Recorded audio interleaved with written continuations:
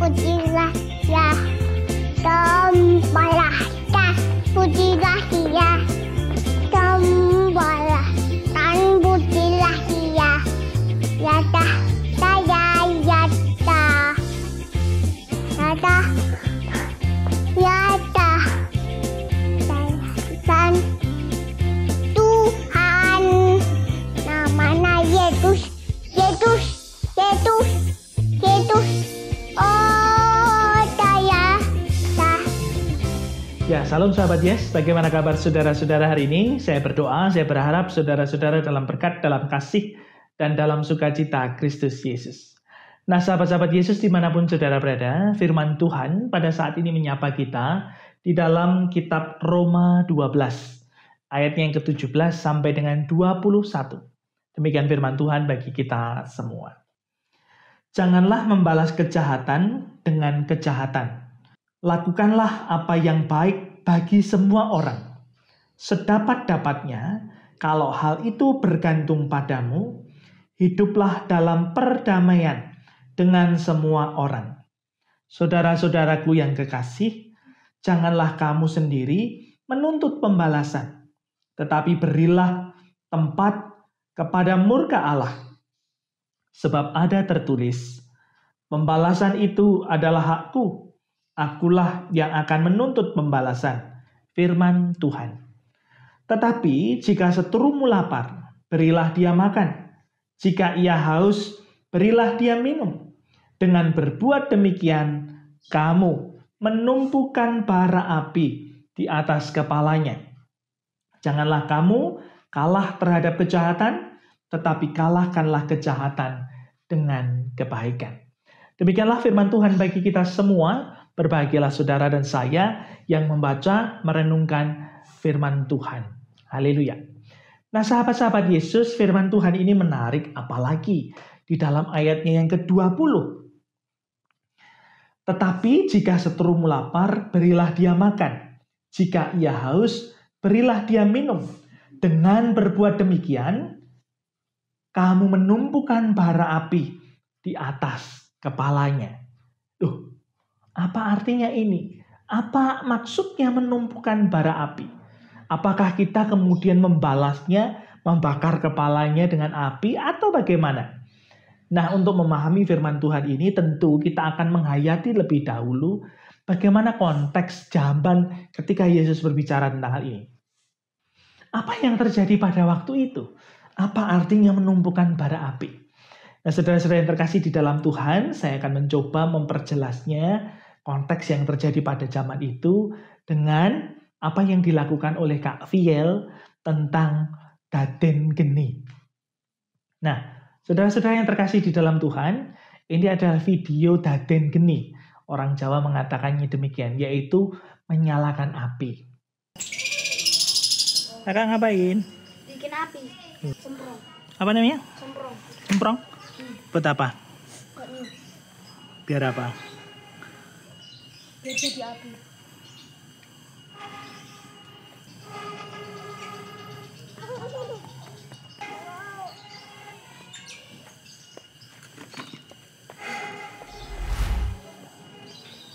Hebat kakak. Nah, saudara-saudara yang terkasih di dalam Tuhan, itulah cara daden geni. Saya pulang ke rumah saya di kampung dan beberapa keluarga di sana masih menggunakan tungku dan kayu bakar. Maka sesuatu yang akan menyulitkan adalah membuat api atau daden geni. Kenapa? Karena hal itu tidaklah semudah kita menyalakan korek api, membakar kayu itu dan apinya jadi enggak. Kita menggunakan semprong satu persatu. Bagaimana kita memilih kayu yang kering dan kemudian api itu kemudian menyala. Ada proses yang dilakukan dan proses itu cukup menyulitkan. Demikianlah kira-kira gambaran kita pada waktu zaman itu ketika apa yang dituliskan di dalam Roma 12. Bahwa menyalakan api itu menjadi sesuatu yang susah. Tidak semudah sekarang, ceklek nyalanya api sudah. Nah, lalu apa yang kemudian dimaksud Tuhan dengan firman di ayat 20 ini? Dengan demikian kamu menumpukan bara api di atas kepalanya. Apakah kemudian ini bermakna bahwa kita kemudian membakar rambutnya? Tidak. Bukan itu, saudara. Menumpukan bara api di atas kepalanya itu artinya adalah kita memberi kehidupan. Kita berbagi kehidupan. Karena pada zaman itu api menjadi sesuatu yang sangat penting. Api menjadi sesuatu yang berharga. Dan itu menghangatkan. Dan ketika api itu mati, maka itu menjadi sesuatu yang sangat menyulitkan untuk menghidupkannya kembali.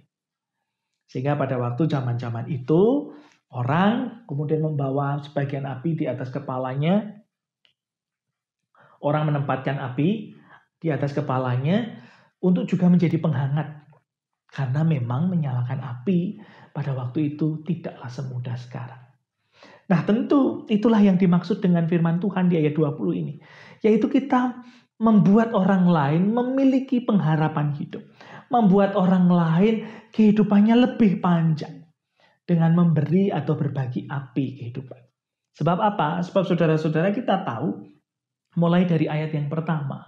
Firman Tuhan ini berbicara jika kita mengasihi jangan juga pura-pura. Lakukanlah yang baik. Bahkan kita memberkati orang yang berbuat jahat kepada kita. Tanpa mengutuknya.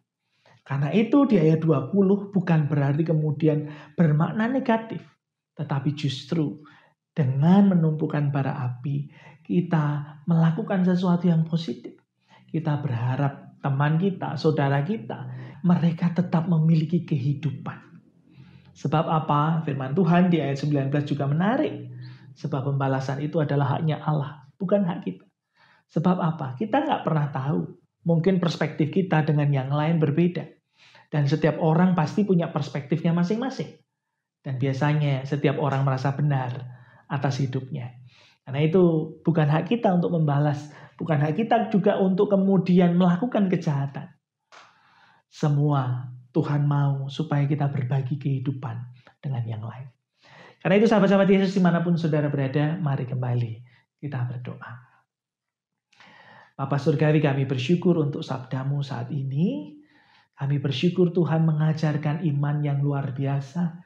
Iman yang berbagi, iman yang mengasihi, iman yang tulus kepada banyak orang. Supaya kami berbagi kehidupan. Bahkan dalam hal-hal yang sangat mendasar. Yaitu kebutuhan kami masing-masing. Meski kami sedang berselisih atau kami tidak sependapat. Tuhan mengajarkan kami untuk tetap mengasihi, tetap berbuat baik, dan mencintai sahabat, saudara, dan orang-orang di sekitar kami. Karena itu tolonglah kami Tuhan tetap melakukan kebaikan. Tetap berbagi kehidupan. Meski realitanya kadang kami ada sedikit perselisihan dan perbedaan. Tapi hari ini kami bersyukur Tuhan mengajar kami, meminta kami untuk tetap melakukan yang terbaik. Di dalam nama Tuhan kami Yesus Kristus, kami bersyukur, kami berdoa. Haleluya. Amin. Nah karena itu sahabat-sahabat Yesus dimanapun saudara berada. Mari meskipun dalam kondisi apapun, bukan hak saudara dan saya untuk membalasnya. Bukan hak kita juga untuk menilainya. Ataupun mungkin kita menggerutu tentang hal itu.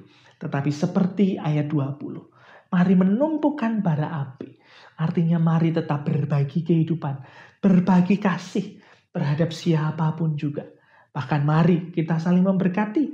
Saling berbagi kehidupan dimanapun kita berada. Karena itu tetap semangat, tetap hidup dalam cinta dan kasih. Tetap berbagi kepada yang lain dan melakukan kasih Tuhan. Dan ingatlah, Tuhan Yesus memberkati saudara-saudara.